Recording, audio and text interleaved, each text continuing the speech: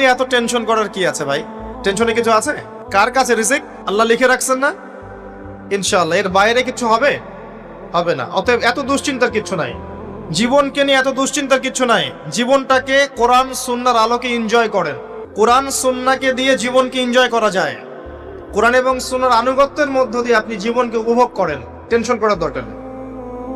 মনে রাখবেন, আল্লাহ যদি আপনার সাথে থাকেন এবং আল্লাহ যদি আপনাকে কবুল করেন, পৃথিবীর কোনো শক্তি নাই আপনাকে টলাবে। পৃথিবীর কোনো শক্তি নাই, পৃথিবীর সমস্ত শক্তি একত্রিত হয়ে আপনার চুল বাঁকা করতে পারবে না, যদি আল্লাহ আপনার সাথে থাকে। আর যদি আল্লাহ আপনার সাথে না থাকে, আইওয়াস শোডাউন দিয়ে কোনো লাভ হবে না, কেউ আপনাকে বাঁচাতে পারবে। অতএব আল্লাহকে আপন করে নেন, যার যার হক তাকে তাকে দেন, নিজের হক আল্লাহর কাছে চেয়ে নেন, ইনশাআল্লাহ আপনি সুখে থাকবেন। এর আগে আল্লাহ পাক একা ছিলেন, আর কিচ্ছু ছিল না। হুয়াল আউয়াল ওয়াল আখির।